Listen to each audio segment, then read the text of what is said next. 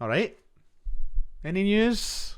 Anything major to talk about? I feel like there's a big story somewhere. Oh, sorry. A big story. Of course not. A wee story. Wee. Small story for a very small man. Yes, let's talk about it.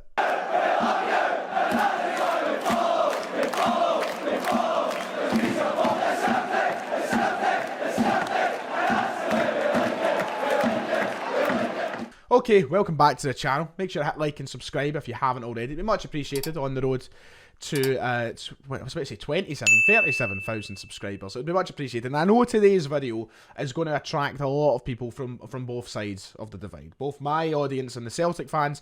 And I imagine that there'll be some Rangers fans watching to hear my opinion and me perhaps taking the piss a little bit out of Rangers.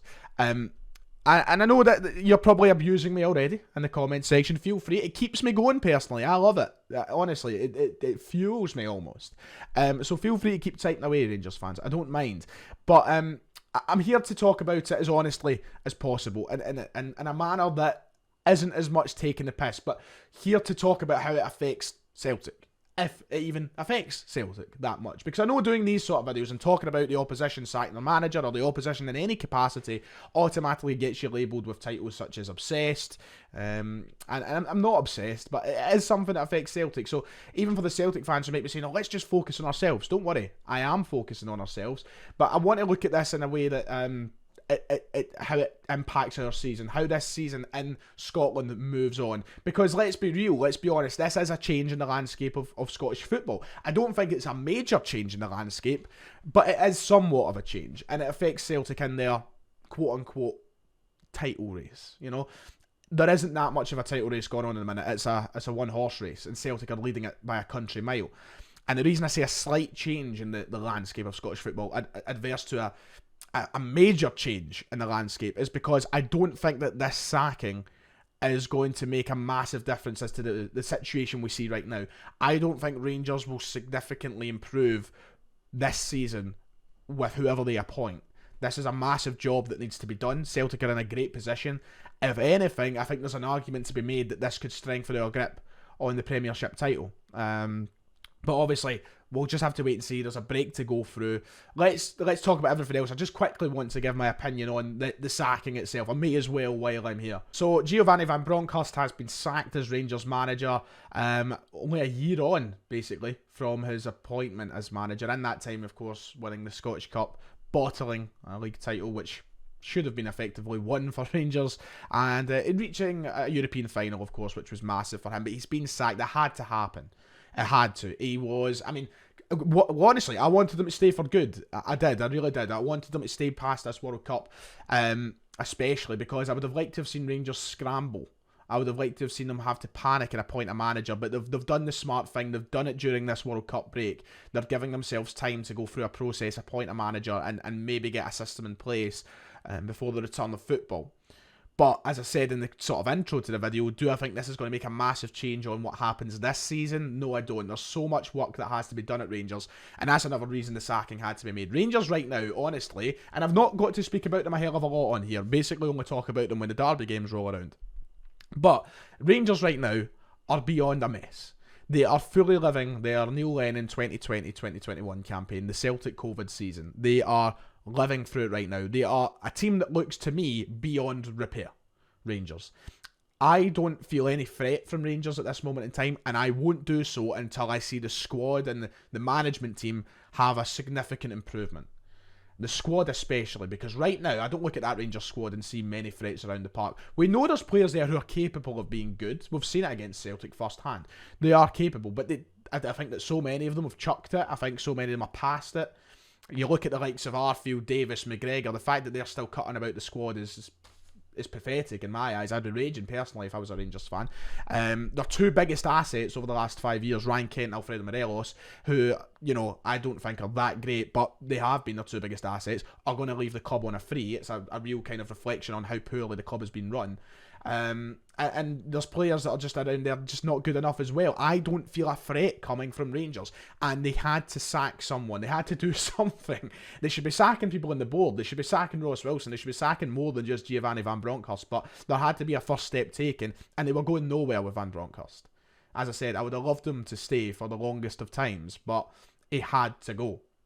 And it was only a matter of time before he did go.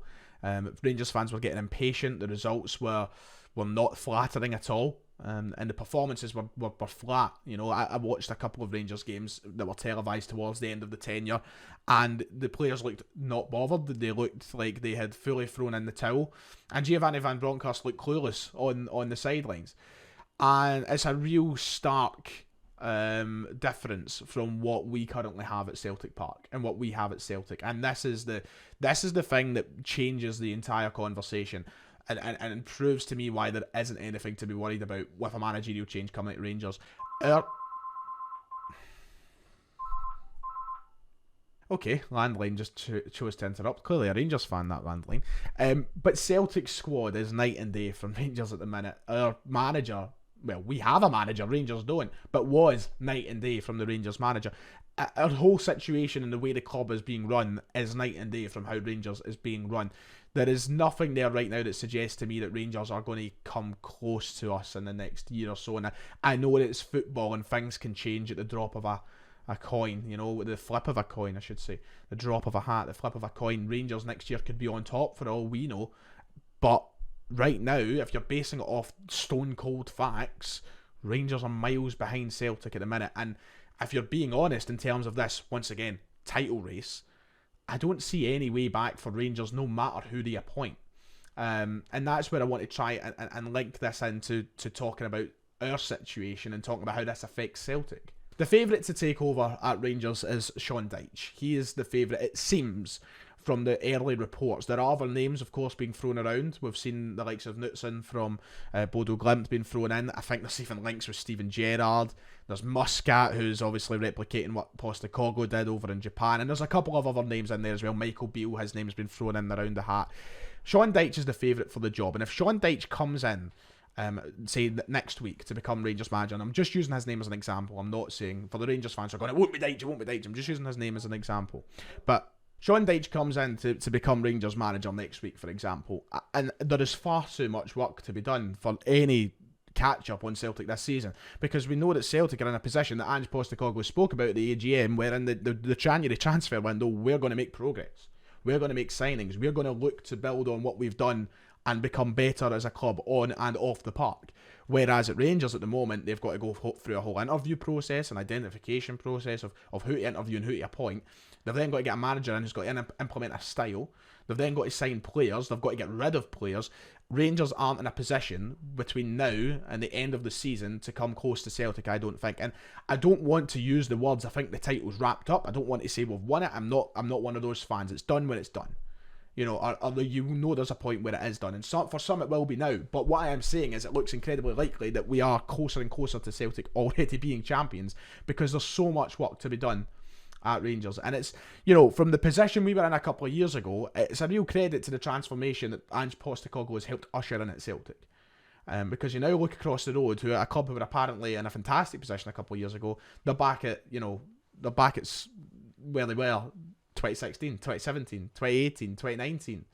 They're in a position where they're nowhere near close to Celtic, both on and off the park. And you know what? That's, I think, a real credit to us. Now, I'm always weary of giving the board too much credit. But, you know, the way that we've acted since the post-COVID world, we've kind of pulled up our socks a little bit and became more of a big boy club. We've invested, we've signed the right players, we've backed the manager, and we're reaping the rewards of that. You know, we won a double last season. We could well and truly win a treble this season. I honestly believe that. You know, we are taking the steps to become better, and we're seeing that in all sorts of scales possible, minor and major. So yeah, I don't know what happens next at Rangers. I think that the thing that they need to do is obviously bridge the gap between us and the games alone, not even in terms of the final points tally, in the games alone. I know that they beat us in the Scottish Cup semi-final in April, but in the league, since Giovanni Van Bronckhorst has taken over, it has been humiliation after humiliation for him. And for Rangers. 3-0 win at Parkhead. The 2-1 loss at Ibrox, which won the league for Celtic. And then a 4-0 win at Parkhead. They need to bridge that gap. They can't be losing games like that to Celtic. I love it. Keep doing it for us, Rangers. Thank you. Lie there and grunt, please. But I think that's the aim of an appointment like someone like Sean Dyche. He kind of brings in the fact that a defensive approach, it's going to combat Ange Postecoglou. Is that going to work in Scotland? Now, the thing is about Dyche, I'll give him his credit where it's due. He's a fantastic manager. He's done a great job with Burnley. And even when he was in the Championship, they played some good attacking football. So the thing about defensive football, I think, can be altered when it comes to Sean Dyche. But if their approach is to appoint someone like him so they can just stop Postecoglou playing the football he's playing, I don't know how far that gets them here. I really don't. And it's just that's an experiment in itself, and it's something that the Rangers fans have got to embrace and have got to try and run with, because I don't think anybody can predict how it will go. It is literally football. It could go any way that the world decides. But no, it's a hard bridge to gap now, I think. And when it comes to this season, it's coming close to saying it's all she wrote. Rangers need to respond quick. Are they going to respond quick? That's the question. The next derby is going to be very telling as to where we are in terms of rivalry and title races. But this sacking today, it does usher in a kind of slight change in the landscape. Sacked by Christmas, Giovanni van Bronckhorst. The second Rangers manager since the introduction of Ange Postecoglou to have been off by Christmas, actually. Steven Gerrard was off by Christmas. Different circumstances, I suppose. But remember that. Ange was meant to be sacked by Christmas. And here he is, 2 Christmases later, about to move on to his third Rangers manager. I, for one, love it. Right, it's a break for Celtic now. Following the Sydney Super Cup, we are off for a few days. I think it's about a 10-day break the Celtic squad are getting before they return to training, which is well deserved after the work they've put in the opening half of this season. As we've seen, the league campaign has been tremendous. 14 wins in 15. With only 1 loss to St Mirren. We've worked incredibly hard. We've went through a full fucking, what is it, called it again, Hugh Keevins, a full implosion. And we've managed to be in a fantastic position. We gave it a right good go in Europe as well. Played a hell of a lot of football, so it's a well-deserved break. It was photos of Oliver Abelgard, Starfelt and James Forrest heading to Dubai for a wee holiday. And I'm sure that the other players will be off and jetting across the world as well. Jota, we knew what he was like in the summer. Postecoglou apparently staying in Australia a little bit longer to catch up with some friends and family. And yeah, talk of a Japan tour next. The Record were reporting, and this was actually talked about not too long ago. I think it was just after the announcement of the Sydney Super Cup. There was talk of Celtic going to Japan, and that's been kind of brought up again by the Record this morning. There was talk that during the summer Celtic might head over there to the Far East and kind of reward some of the Japanese fans and give the Japanese boys a bit of a homecoming. But we'll see. We'll see what happens. I'm all up for it. I like it. I like the sound of it. It would be very exciting. And we've seen how kind of positive this trip to Sydney was, despite the results. The social aspect of it was great, and I'd like to see that happen in Japan. So yeah. Anyway, that's it for today. Hopefully try and get an FM video up tonight as well. But the big news we had to talk about was the sacking of a Rivals manager. Gio is gone. Farewell. You'll not be riding roller coasters anywhere. I'm going to end it there. Cheerio.